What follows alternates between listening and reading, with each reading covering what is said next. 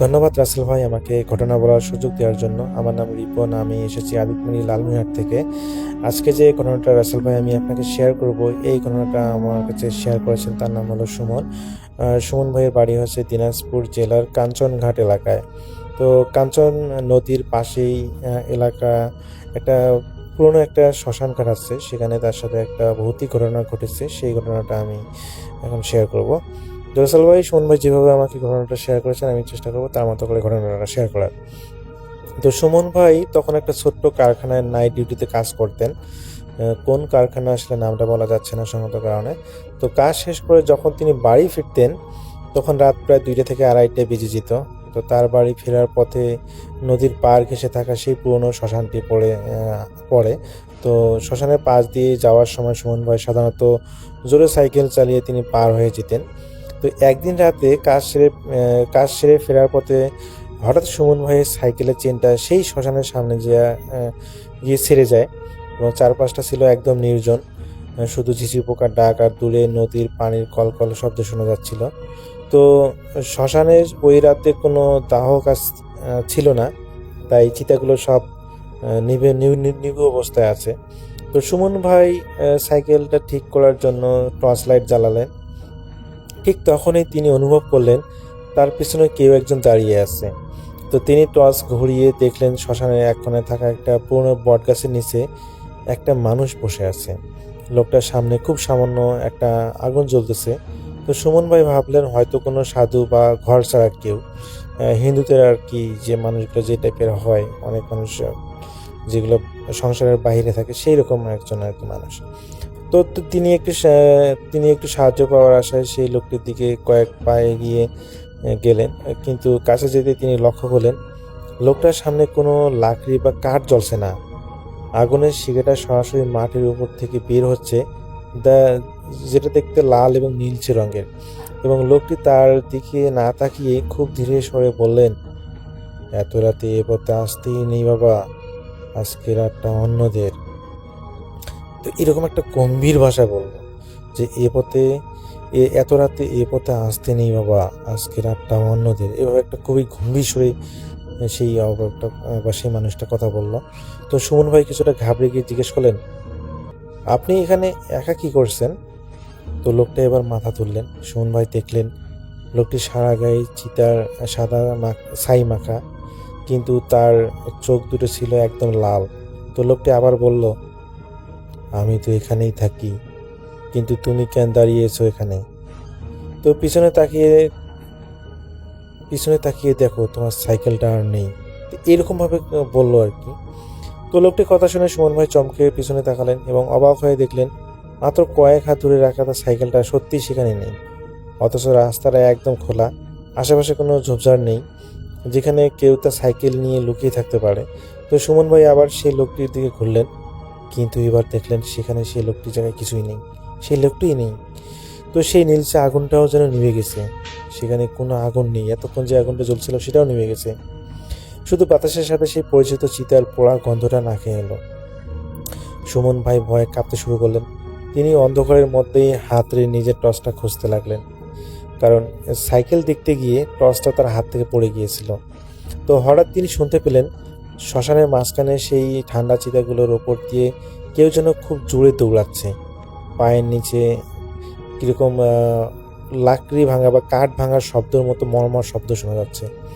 তো তিনি যখন টর্চটা খুঁজে পেলেন এবং খুঁজে পেয়ে যখন তিনি আলো ফেললেন, দেখলেন যে তার সাইকেলটা শ্মশানের একদম মাঝখানে অর্ধেক পোড়া চিতার উপর দাঁড়িয়ে আছে, যেন কেউ ওটা চিতার উপর সাজিয়ে রেখেছে। সাইকেলটা এমনভাবে চিতার উপর রাখিয়েছে যেন কেউ চিতার উপর সাইকেলটা সাজানো। তো সুমন ভাই সাহস করে শ্মশানের ভিতরে ঢুকলো সাইকেলটা আনতে। তিনি যখন সাইকেলের কাছে পৌঁছালেন, দেখলেন সাইকেলের সিটের ওপর এক মুঠো টাটকা সাদা ছাই রাখা। তো তিনি হাত দিয়ে ছাইটা সরাতে গিয়ে চমকে উঠলেন। ছাইটা ছিল তখনও প্রচণ্ড গরম, যেন এইমাত্র কোনো চিতার থেকে তোলা হয়েছে। তো গরম ছাইয়ের স্পর্শে সুমন ভাই ছিটকে সরে গেলেন। তিনি তখনই নদীর দিক থেকে একটা শীতল বাতাস তার কাছে মনে হলো যে আসতেছে। তো শ্মশানের সেই পুরনো বট গাছগুলো ডালগুলো বিকট শব্দে তুলতে শুরু করলো।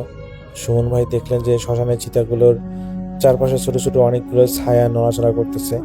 ছায়াগুলো মানুষের মতো হলেও তাদের কোনো নির্দিষ্ট অবয়ব ছিল না। তো সুমন ভাই আর দেরি না করে সাইকেলটা টেনে নিয়ে দ্রুত শ্মশান থেকে বেরিয়ে আসার চেষ্টা করলেন।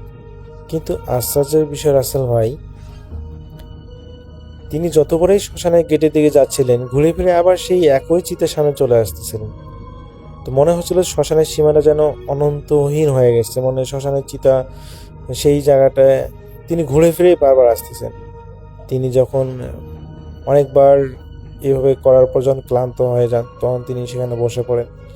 তখন আবার সেই ধীর কণ্ঠস্বরটা তিনি শুনতে পান, বলেছিলাম না বাবা, আজকের রাতটা অন্যদের। তো তারা তাদের জায়গা ফিরে পেয়েছে, তুমি কি চাও না তারা তাদের জায়গা ফিরে পাক? তো এটা শুনে সুমন ভাই দেখলেন সেই ছাই মাখা লোকটি আবার তার সামনে দাঁড়িয়ে আছে। তবে এবার লোকটির হাতে একটা মাটির প্রদীপ রাখা। লোকটি প্রদীপটা মাটির উপর রাখলেন এবং বললেন, তোমার পকেটে যা আছে তা এখানে রেখে দিয়ে যাও, তবেই তুমি পথ খুঁজে পাবে।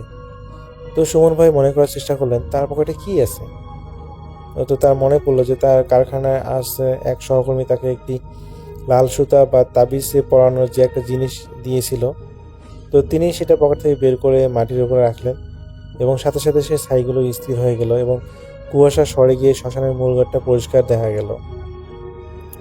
তো পকেট থেকে সেই সুতাটা মাটির উপর রাখা মাত্রই চারপাশের গুমট ভাবটা যেন হঠাৎ করে কেটে গেল। সেই ছাই মাখা লোকটা প্রদীপ হাতে নিয়ে অন্ধকারের দিকে হাঁটা দিলেন এবং সুমন ভাই দেখলেন কুয়াশার আড়ালে ঢাকা পড়ে থাকা শ্মশানের মূল গেটটা এখন একদম তার চোখের সামনে। তিনি আর এক মুহূর্তে দেরি না করে সাইকেল ঠেলে গেটের বাইরে বেরিয়ে এলেন এবং রাস্তায় উঠতে তিনি এক অদ্ভুত পরিবর্তন লক্ষ্য করলেন। শ্মশানের ভিতরে থাকাকালীন পরিবেশটা যতটা শীতল ছিল, বাইরে আসতে ঘামের মতো গরম অনুভূতি হতে লাগলো। তিনি পিছনে ফিরে শ্মশানটাকে দেখলেন এবং দেখলেন যে পুরো শ্মশানটা খুবই নিস্তব্ধ, নিঝুম, কোনো নড়াচড়া নেই, এমনকি বটগাছের পাতাগুলো যেন এখন স্থির। তো সুমন ভাই সাইকেলে উঠে বসার চেষ্টা করলেন। অবাক হয়ে দেখলেন একটু আগে যে চেনটা ছিঁড়া ছিল সেটা একদম ঠিকঠাক লাগানো, যেন কোনো অদৃশ্য শক্তি দিয়ে এটাকে ঠিক করা হয়েছে। তো তার স্পষ্ট মনে আছে এখানে আসলে দাঁড়ার একমাত্র কারণ ছিল তার সাইকেলের চেনটা ছিঁড়ে গিয়েছিল। কিন্তু তিনি খুবই অবাক হন যে কীভাবে সম্ভব এই সাইকেলের চেনটা একা একা ঠিক হতে। তো তিনি পরক্ষণে চিন্তা করলেন হয়তো বা সেই লোকটাই তার সাইকেলটা ঠিক করে দিয়েছে। এবং তিনি যখন দ্রুত গতিতে সাইকেল চালিয়ে বাড়ির দিকে যাচ্ছিলেন তখন তার মনে হলো শ্মশানের দিক থেকে একটা অস্পষ্ট কান্নার শব্দ বাতাসের সাথে ভেসে আসতেছে। তো বাড়ির কাছাকাছি পৌঁছাতে সুমন ভাইয়ের সাথে দেখা হলো পাহারাদার কাশেম মিয়ার সাথে এবং কাশেম মিয়া তাকে দেখে তো বেশ অবাক হলেন। সুমন ভাই, আপনার সারা গায়ে ছাই কোথার থেকে এলো, আর আপনার শরীরে এ কী অবস্থা? তো সুমন ভাই এতক্ষণ আসলে তিনি বুঝতেছিলেন না যে আসলে কি সত্যি সত্যি তার গায়ে ছাই মাখা ছিল। তো তখন যখন তিনি তার হাত দিয়ে মুখটা অবলোকন করলেন তখন তিনি বুঝতে পারলেন যে হ্যাঁ, তো সত্যি সত্যি তো তার মুখে ছাই লাগানো। তো এরপর সুমন ভাই সমস্ত কিছু ঘটনা বলেন সেই পাহারাদারকে এবং বলার পর তিনি বাসায় চলে যান এবং বাসায় যাওয়ার পর রাসেল ভাই তার সাথে আসলে আর কোনো ধরনের সমস্যা হয়নি।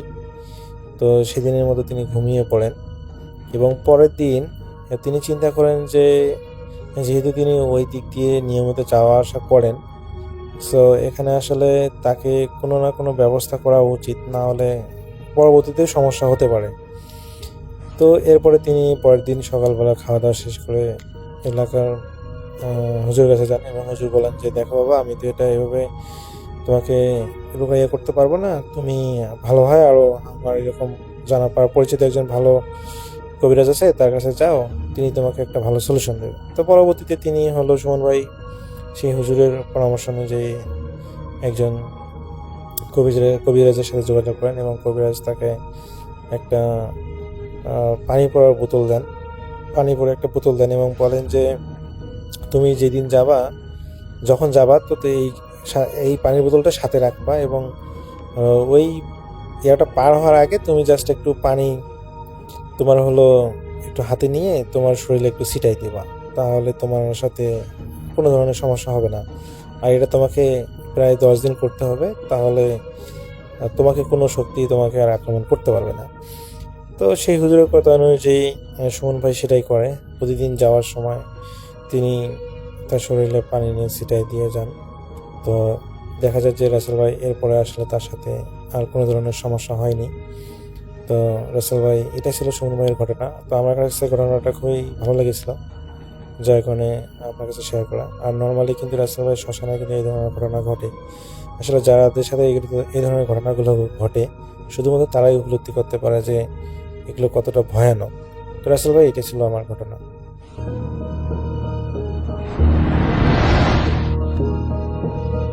রাসেল ভাই, আশা করি আপনি ভালো আছেন এবং ভালো তোলে আছেন।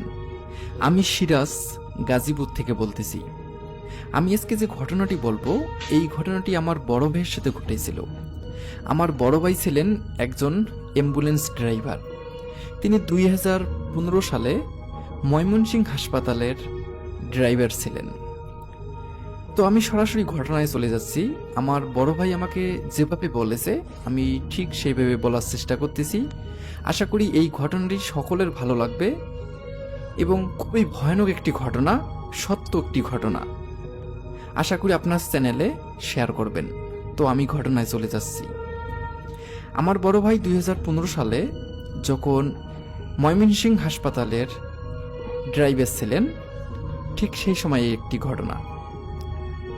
একদিন হঠাৎ করে আমার বড় ভাইকে ওই হাসপাতালের কর্মরত যারা আছেন তারা বলতেছে রাত 12টার দিকে যে ওই এলাকা থেকে একটি ছোট বাচ্চা পানিতে ডুবে গিয়েছে, দ্রুত গিয়ে নিয়ে আসো।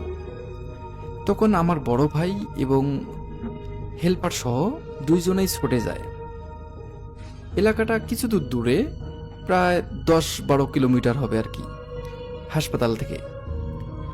তো যাওয়ার সময় রাস্তাঘাট এতটা ভালো পাইনি, অনেক খারাপ। তো তবু দ্রুত যাওয়ার চেষ্টা করছে এবং সেই বাড়িতে গিয়েছে, সেই ছোট বাচ্চাকে নিয়ে হাসপাতালে ফিরে আসে। হাসপাতালে আসার পর সেই বাচ্চাটাকে ডক্টর দেখার পর ডক্টর নিজেই ঘোষণা করলো যে বাচ্চাটা ডেড হয়ে গিয়েছে, মানে বাচ্চাটা মারা গিয়েছে, বাচ্চাটা আর বেঁচে নাই। তো তারপর সেই বাচ্চাটাকে নিয়ে লাশ কাটা ঘরে নিয়ে যাওয়া হয় এবং সেখান থাকার লাশ কেটে রিপোর্ট বাইর করা হয়েছিল যে বাচ্চাটা আসলেই পানিতে ডুবে মারা গিয়েছে। রাত 3টার দিকে ওনারা বলতেছে সেই বাচ্চার লাশটা আবার যেখান থেকে নিয়ে আসা হয়েছে ঠিক সেখানে রাখিয়ে আসার জন্য, মানে বাচ্চার বাড়িতে আর কি রাখিয়ে আসতে হবে। তো সেই লাশ নিয়ে যাওয়ার জন্য আমার বড় ভাই এবং হেল্পার সহ রওনা দিলেন। রওনা দেওয়ার পর কিছু দূর যাইতেই, মানে রাস্তাঘাট তো প্রচুর খারাপ, তো কি জানি পিছনে শব্দ করে, এই শব্দটা হেল্পার শুনতে পায়। আমার বড় ভাইকে বলতেছে যে ভাই, আমি পিছন থেকে কিছু একটা শব্দ শুনতেছি, বাচ্চার কান্নার আওয়াজ, একটু দাঁড়ান তো পিছনে গিয়ে দেখি।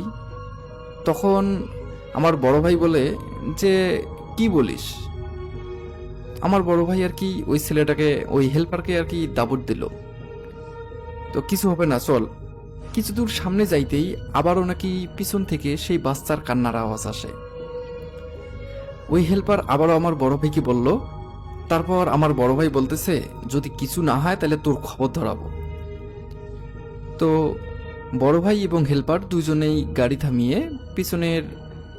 পিছনে গিয়ে আর কি দেখে যে আসলে কোনো কিছুই নাই। তখন আর কি ওই হেল্পারকে আমার ভাই একটু বকাঝকা করলো। তারপর আবারও গাড়ি রওনা দিল। কিছু দূর যাইতেই পিছন থেকে আবারও কান্নার আওয়াজ আসে। আবারও হেল্পার বলতেছে যে ভাই, আমি সত্যি অনেক শব্দ পাচ্ছি, আপনি কি শব্দ পাচ্ছেন না? তখন আমার বড় ভাই ভাবতে লাগলো যে ও একাই শব্দ পাচ্ছে অথচ আমি শব্দ পাচ্ছি না, এটা কিভাবে সম্ভব। কিছু দূর যাইতেই ঠিক আমার বড় ভাইও সেই শব্দটা শুনতে পায়। একটা বাচ্চা মানে কান্নার আওয়াজের মতো আর কি ওই রকমটা আওয়াজ করতেছে। তখন বড় ভাই গাড়িটা দাঁড় করাইলো। দুইজনেই পেছনে গিয়ে দেখে ওই বাচ্চার অর্ধেক অংশ কিছুটা খেয়ে ফেলছে আর বাকি অংশ ঠিকঠাক আছে। এই দৃশ্য দেখে হেল্পার একদম একদিকে দৌড়তেছে। এখন আমার বড় ভাই তো ভয় পাওয়া শুরু করলো, ও আবার একাই ওখানে থাকবে, সেও আর কি দৌড় দেওয়া শুরু করলো। হেল্পার সামনে যাওয়ার পরে মানে সামনে দৌড়তে দৌড়তে একটা মসজিদ পায়। সেই মসজিদে ওইখানে দাঁড়াইলো, আমার বড় ভাইও সেখানে যে দাঁড়াইলো। ঠিক সেই সময় আজানের সময়, মানে আজান চতুর্দিকে দিচ্ছে। আর ওই মসজিদের যে মুয়াজ্জিন, এরা দুইজনেই দাঁড়িয়ে দেখে যে ওই মুয়াজ্জিন আসতেছে আজান দেওয়ার জন্য। তো মুয়াজ্জিন যখন মসজিদের কাছে আসলো, তখন আর কি আমার বড় ভাই এবং ওই হেল্পার দুইজনেই ওই মুয়াজ্জিনকে বললে পুরো বিষয়টা।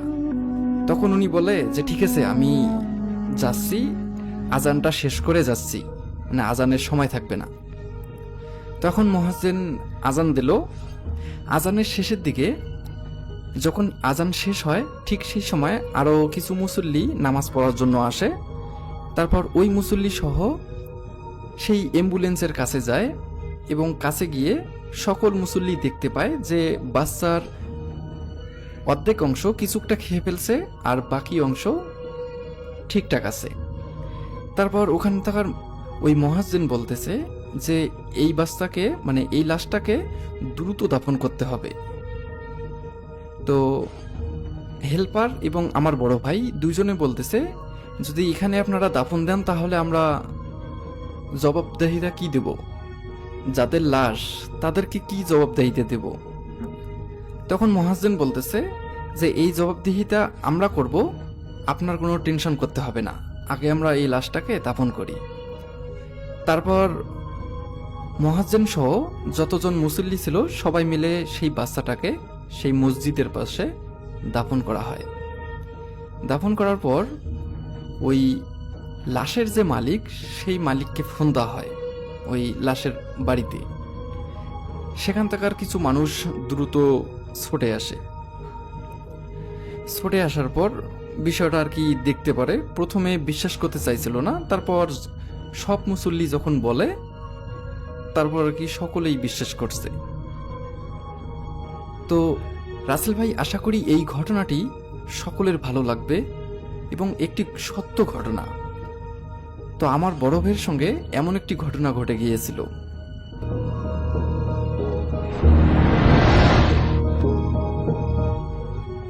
আসসালামু আলাইকুম রাসেল ভাই, আমি ভূত.নেটের একজন মডারেটর, যার কারণে আমাকে অনেকে ঘটনা পাঠান। তো আজকে যে ঘটনাটা আমি বলবো, এই ঘটনাটা আমাকে পাঠিয়েছেন ঝিনাইদহ থেকে।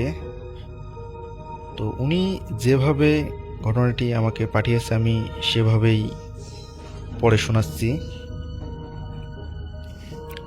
অনেক দিন আগের কথা, আমি মনে হয় তখন ক্লাস 5-এ ছিলাম যখন সেই ঘটনাটা ঘটেছিল।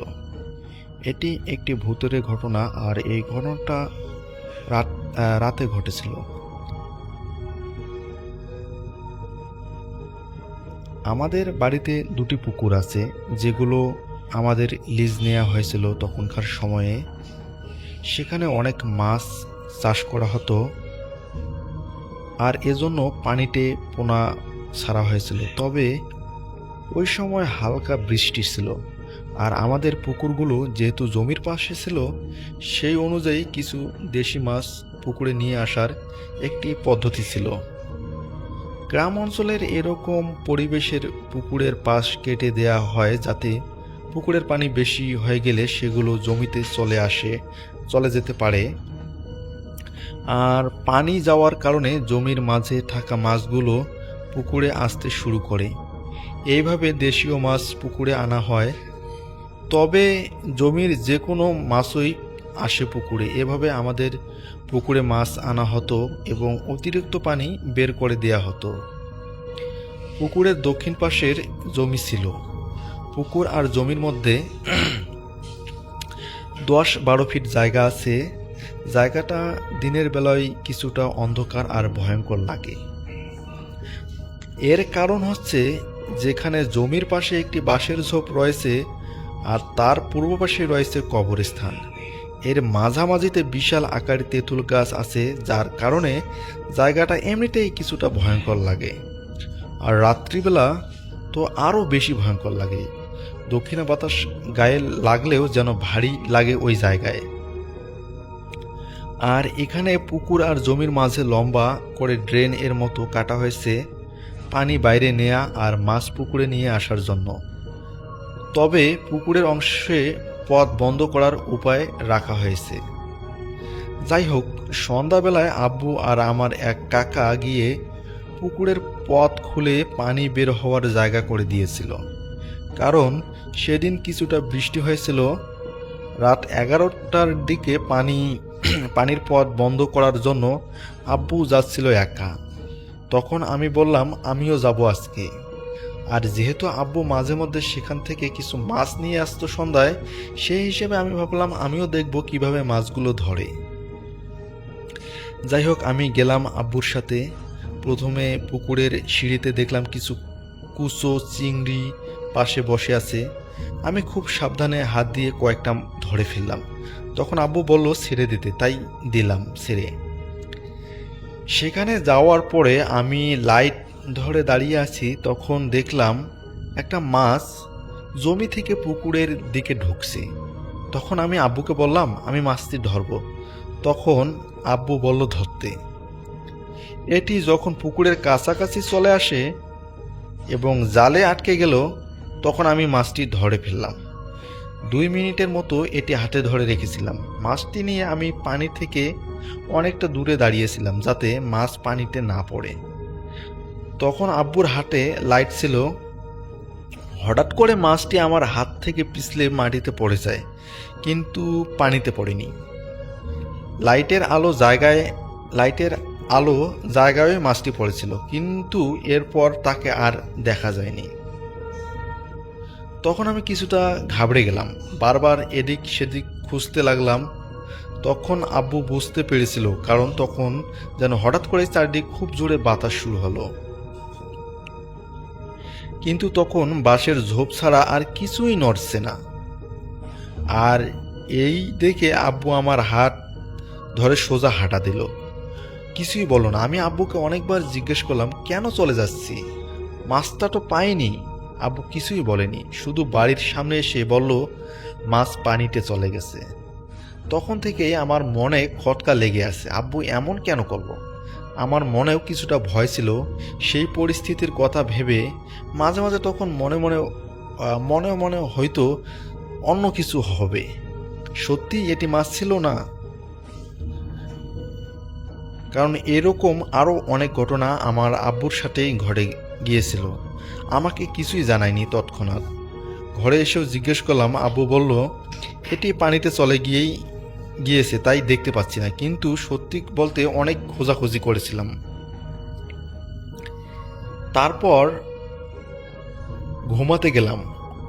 যদিও সবসময় আমি আর আমার ছোট ভাই আলাদা ঘুমাতাম, কিন্তু সেদিন আমি ভাইসহ আম্মু আর আব্বুর সাথে ঘুমিয়েছি।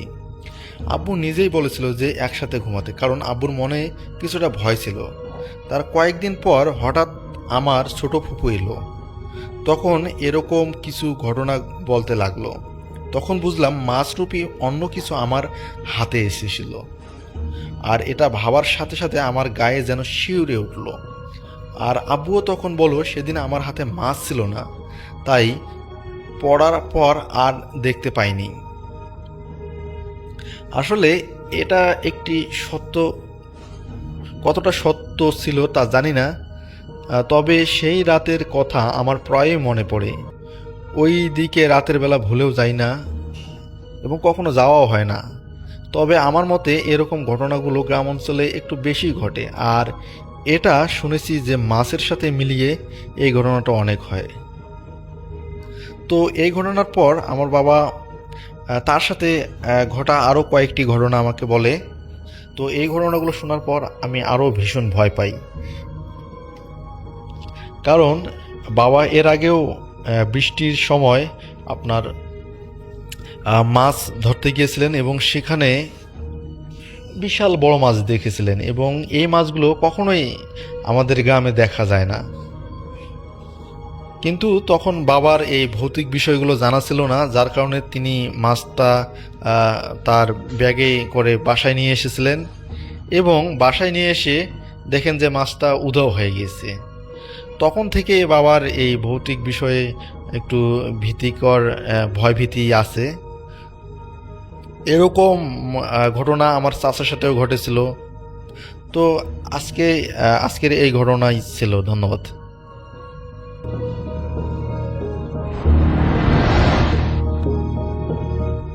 আসসালামু আলাইকুম লিসেনার্স, আশা করি আপনারা সবাই ভালো আছেন, সুস্থ আছেন। আমি মাহমুদ শোয়েব, বগুড়ার এয়ারপোর্ট এলাকা থেকে বলছি। আমি একটি অভিশপ্ত ঘটনা বলবো, যে ঘটনাটি আপনারা শুনলে অবাক হয়ে যাবেন। এই ঘটনাটির নামে দিয়েছে অভিশপ্ত কাফন। চলুন সরাসরি ঘটনায় চলে যায়। গ্রামের শেষ প্রান্তে রহিমা বিবির বাড়িটি এক শান্তিময় নেই, চারিদিকে ঘন আম, কাঁঠাল আর জাম গাছে ঘেরা। বাড়িটি সব সময় পরিষ্কার পরিচ্ছন্ন থাকে।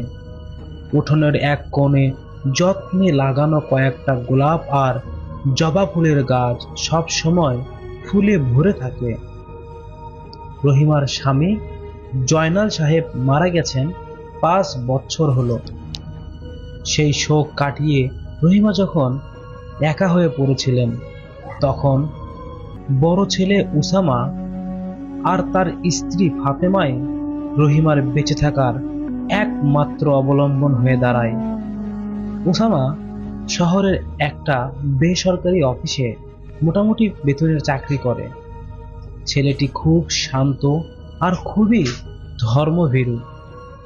মা আর স্ত্রীর মধ্যে সুন্দর একটা ভারসাম্য বজায় রেখে চলে সে। বাড়িতে উসামাদের 4টি দুগ্ধবতী গাভী আছে। প্রতিদিন সকালে দুধ বিক্রি করে উসামার মা বেশ কিছু টাকা পায়, যা দিয়ে সংসারের টুকটাক খরচ চালিয়ে যায়। ফাতেমা এই বাড়িতে আসার পর যেন খুশিতে সবকিছু খুশির জোয়ার এসেছে। উসামার স্ত্রী হচ্ছে ফাতেমা। মাদ্রাসায় পড়াশোনা করা ফাতেমা শুধু সে যে পর্দাশীল নারী তাই নয়, তার নম্র ব্যবহারে শ্বশুর শাশুড়ি খুবই খুশি। তার শ্বশুর তো মারাই গিয়েছেন। আর রান্নার খাবারে স্বাদের খবর আশেপাশে যে দাদা দাদি নানির মুখে মুখে, মানে সে এতই ভালো রান্না করে যে তার প্রশংসা না করে কেউ থাকতেই পারে না। ফাতেমা রহিমাকে আম্মু বলে ডাকে। ডাক শুনলেই রহিমার উসামার মার বুকটা আনন্দে ভরে যায়। এই একটি ডাক শুনলেই রহিমা তার স্বামী হারানোর বেদনা ভুলে যায়।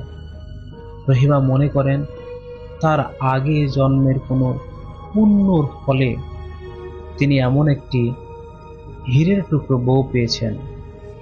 আজ জুমার দিন, জুম্মার নামাজ শেষে উসামা মসজিদ থেকে ফিরছিলেন। ফাতেমা আজ যত্ন করে চাষি চিনি গুঁড়া চালের পোলাও, দেশি মুরগির ভুনা আর ডিমের কোরমা রান্না করেছে। খাবার টেবিলে বসে রহিমা পরম তৃপ্তিতে খাচ্ছিলেন। তিনি বললেন, মা ফাতেমা, তোর হাতের রান্না খেলে তৃপ্তিতে আমার মন ভরে যায়।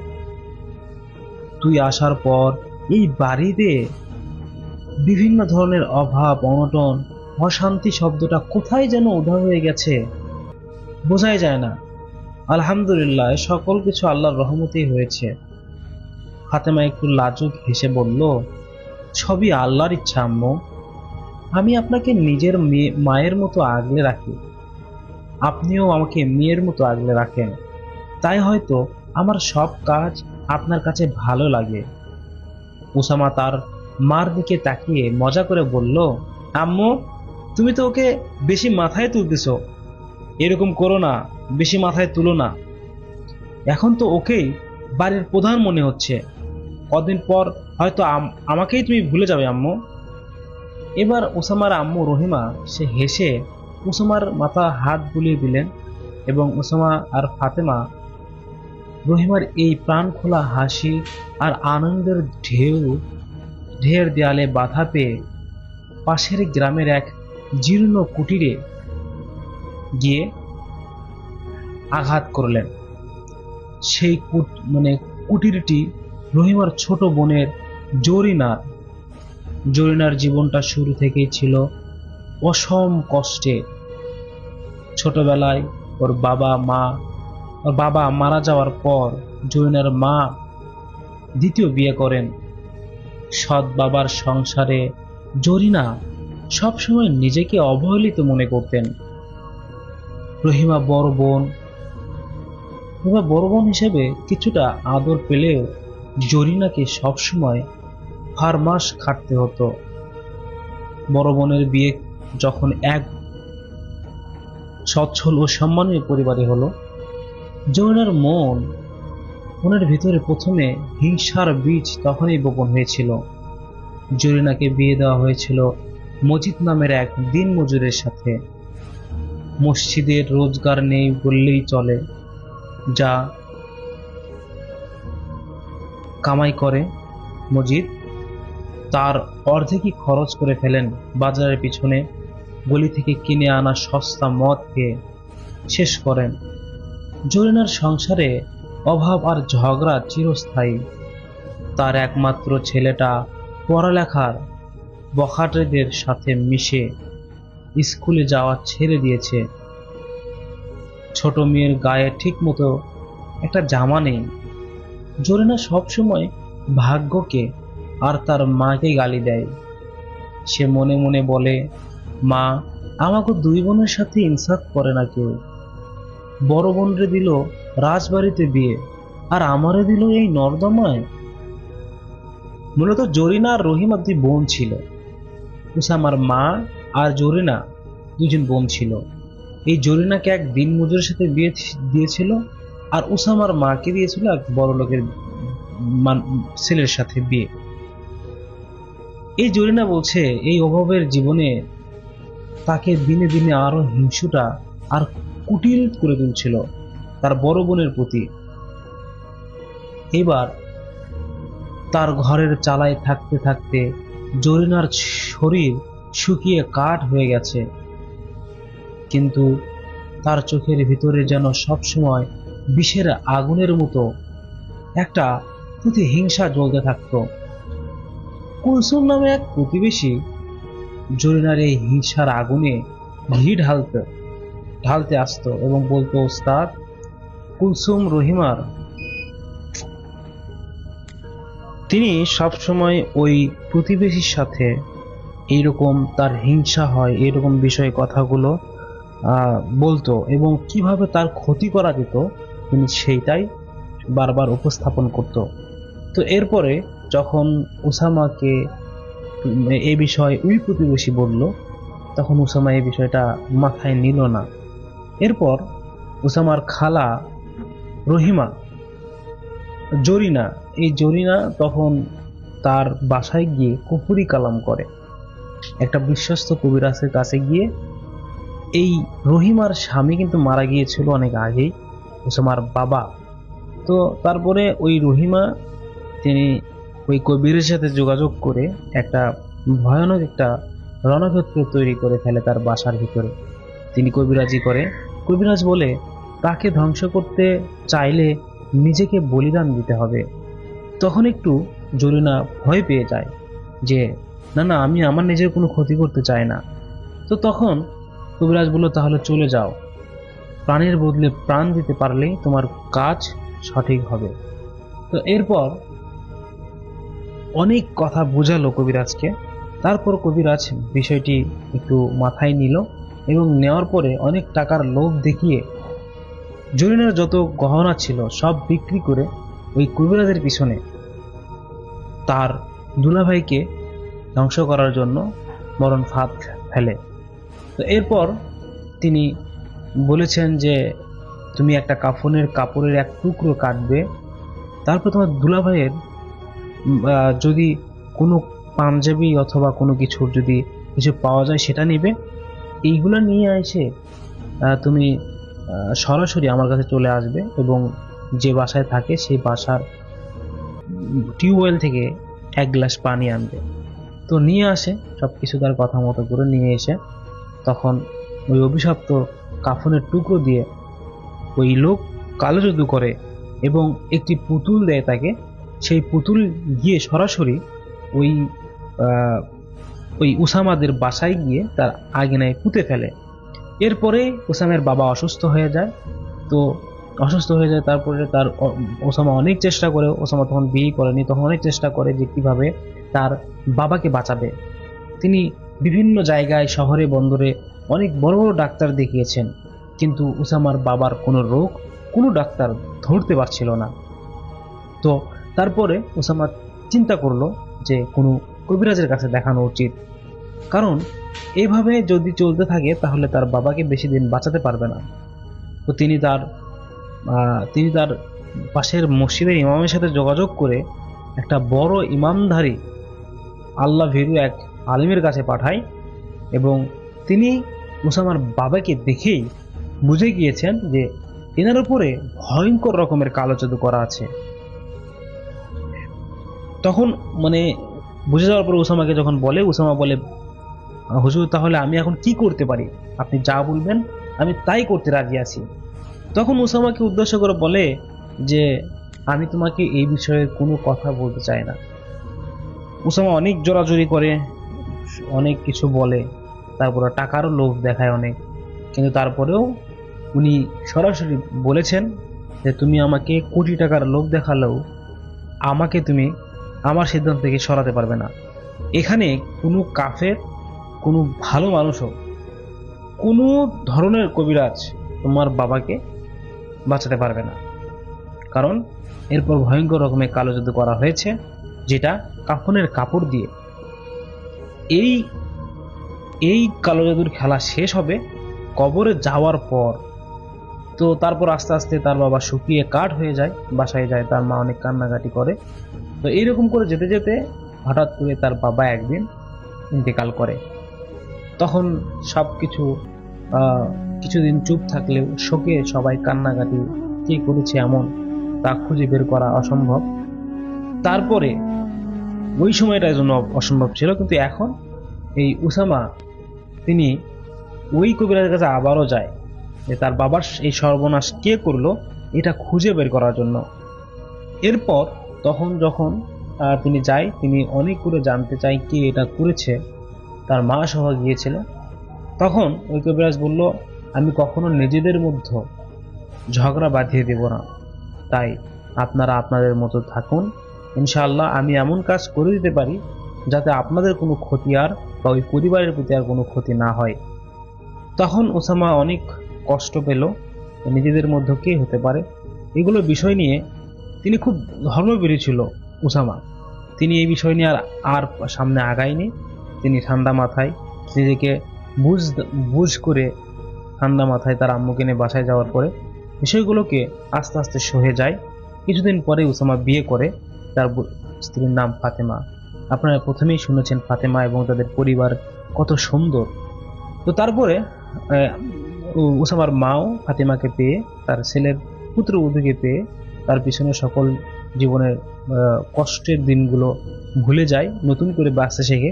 তারা সুন্দর করে নতুন একটি পরিবার লিড করছে, আলহামদুলিল্লাহ তারা খুব ভালো আছে।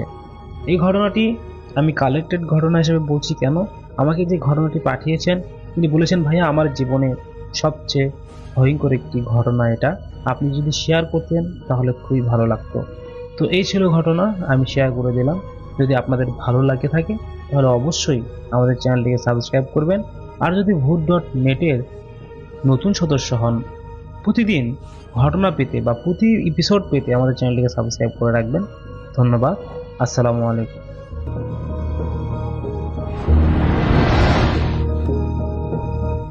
আসসালামু আলাইকুম রাসেল ভাই, আশা করি আপনি ভালো আছেন।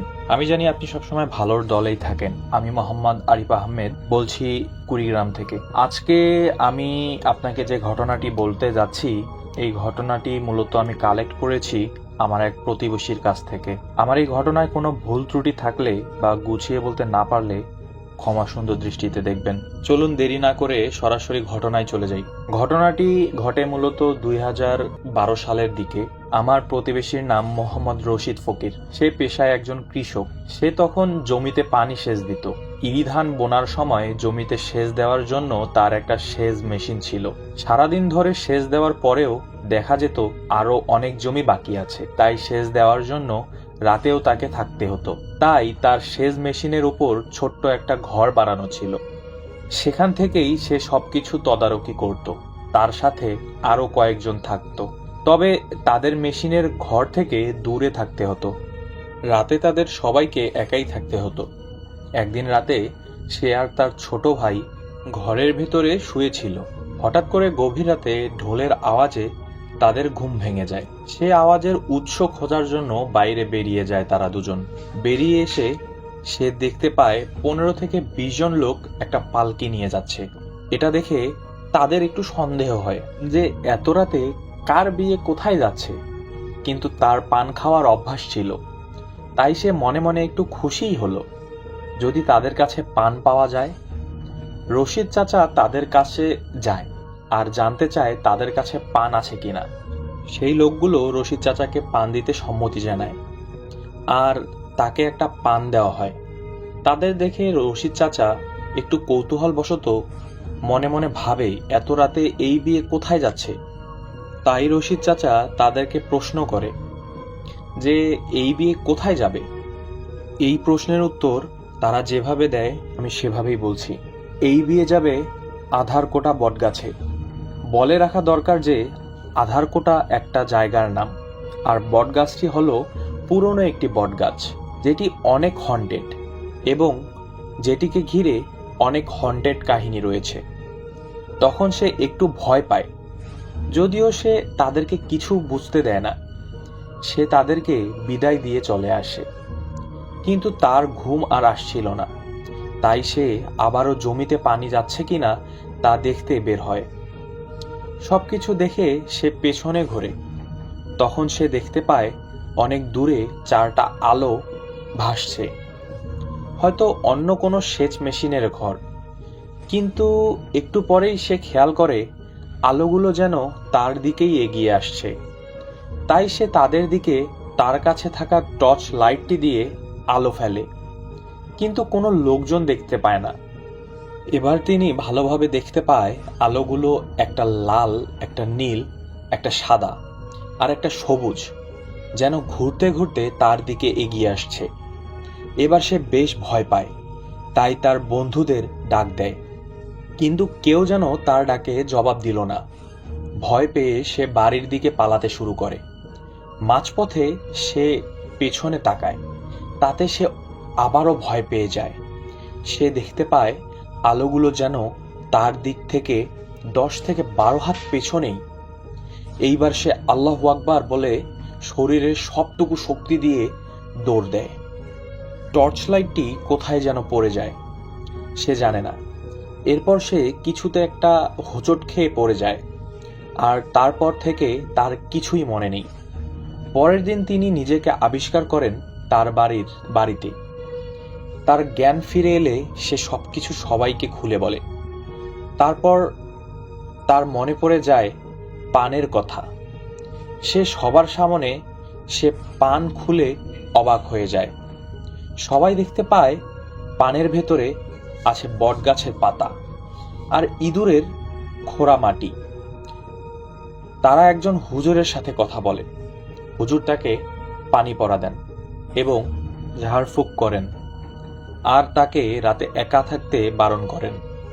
তারপরের কিছুদিন সে মেশিনের ঘরে আর যায় না, কিন্তু গরিব মানুষ, পেট চালাতে হবে।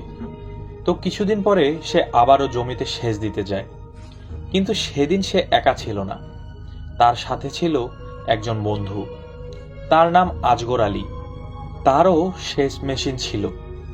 সে ছিল দুরন্ত সাহসী ও বুদ্ধিমান। যেহেতু তিনি রশিদ চাচার কথা জানতেন, তাই সে রশিদ চাচার সাথেই থাকেন। সেদিন রাত একটু গভীর হলে আনুমানিক 10টা থেকে 11টার দিকে তারা দুজনেই একসাথে জমি দেখতে বের হয়। রশিদ চাচার ভাগের জমি দেখে তারা আজগর চাচার ভাগের জমি দেখতে যায়। জমি দেখে ফিরে আসার সময় তারা দুজনেই অবাক হয়ে যায়। তারা বুঝতে পারে তারা আর রাস্তা চিনতে পারছে না। সঠিক রাস্তার আশায় তারা এদিক ওদিক ঘুরতে থাকে।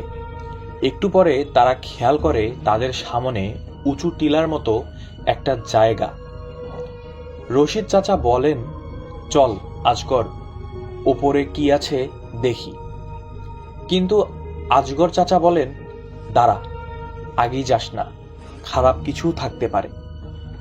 এরপরে আজগর তখন বসে পড়ে আর বলে, এই কে আছিস, সামনে আয়। এবার তারা বুঝতে পারে তারা আছে মুলোর মায়ের পুকুরের সামনে। তখনই হতবাক হয়ে যায় আজগর। রশিদ চাচাকে বলে, আরে রশিদ, এটা মুলোর মায়ের পুকুর না? এই পুকুরটার অবস্থান তো ক্ষেতের প্রায় মাঝখানে, তাই এই পুকুরের আশেপাশে কোনো ঘরবাড়ি নেই। রশিদ চাচা বলে, হ্যাঁ, কিন্তু আমরা এখানে কিভাবে এলাম? কারণ তাদের মেশিন ঘর অনেক দূরে। আজগর চাচা গভীর কণ্ঠে বলেন, রশিদ ভাই, আজ আমাদের নিস্তার নাই, তাড়াতাড়ি এখান থেকে পালাতে হবে। পালানোর জন্য পিছনে ফিরতেই তারা দুজনে ভয়ে নির্বাক হয়ে যায়। তারা দুজনেই দেখতে পায় একটা মাঝারি আকারের সাদা ধবধবে গরু ঘাস খাচ্ছে। পিছনে তাকাতেই গরুটি তাদের দিকে তাকিয়ে ডাক দেয় আর তাদের দিকে এগিয়ে আসতে থাকে। হঠাৎ করে গরুটির চোখ যেন আগুনে জ্বলজ্বল করে ওঠে। তারা এই দৃশ্য দেখে প্রচন্ড ভয়ে চিৎকার করতে থাকে, কিন্তু তাদের মুখ দিয়ে কোনো আওয়াজ বের হচ্ছিল না। কোনো একটা কারণে গরুটিকে তাদের বেশ অস্বাভাবিক লাগে। এক পর্যায়ে তারা দিকবিদিক না দেখে প্রাণপণে দৌড়াতে শুরু করে। তারা অনুভব করে সেই গরুটি যেন তাদের পেছন পেছন আসছে। গরুর পায়ের শব্দ যেন স্পষ্ট শোনা যাচ্ছে।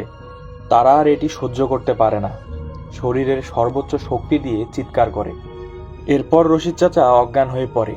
পরের দিন সে তাকে আবিষ্কার করে তার বাড়িতে। তার পরিবারের লোকজন তাকে ঘিরে বসে আছে। তার স্ত্রী ও মা কান্না করছে। সে বুঝতে পারে তার শরীরে প্রচণ্ড জ্বর ও অসম্ভব ব্যথা। কি হয়েছিল সবাই জানতে চায়। সে সবাইকে সবকিছু খুলে বলে। তখন আজগর চাচার কথা তার মনে পড়ে। তিনি আজগর চাচার কথা জানতে চায়। একজন বলে আজগর তার বাড়িতেই আছে, তারও নাকি খুব ভয়াবহ অবস্থা। আজগর নাকি দৌড়াতে গিয়ে তার বাড়ির সামনে এসে চিৎকার করে জ্ঞান হারিয়ে পড়ে যায়। পরে তারা দুজনেই হুজুরের কাছে যায়। হুজুর তাদের দুজনকেই দুটি তাবিজ দেন ও পানি পড়া দেন। হুজুরের কাছে এই ঘটনার কারণ জানতে চাইলে তিনি বলেন, তোমরা যে জমিতে থাকো সেখানে একটি জিন চলাচল করে। তোমাদের আনাগোনা তার ভালো লাগে না, তাই প্রথম দিন রশিদকে ভয় দেখায়, আর গতকাল তোমাদের ভয় দেখিয়েছে। তোমরা রাতে ওখানে থেকো না, হয়তো তাহলে ও তোমাদের ছাড়বে না। এরপর থেকে আজ পর্যন্ত তারা রাতে আর ওখানে থাকেনি। দিনে সেচ দিতেন, কিন্তু রাতে কখনো থাকতেন না। তো এই ছিল বাস্তব একটি ঘটনা। ভালো লাগলে পড়ে শোনাবেন। আজকে এই পর্যন্তই আমি আমার ঘটনাটি শেষ করছি। ইনশাআল্লাহ আগামী দিন আরও নতুন কোনো ঘটনা নিয়ে আপনাদের সাথে দেখা হবে। ততক্ষণ পর্যন্ত সুস্থ থাকুন এবং আমাদের ভূত.নেটের সাথেই থাকুন। আসসালামু আলাইকুম।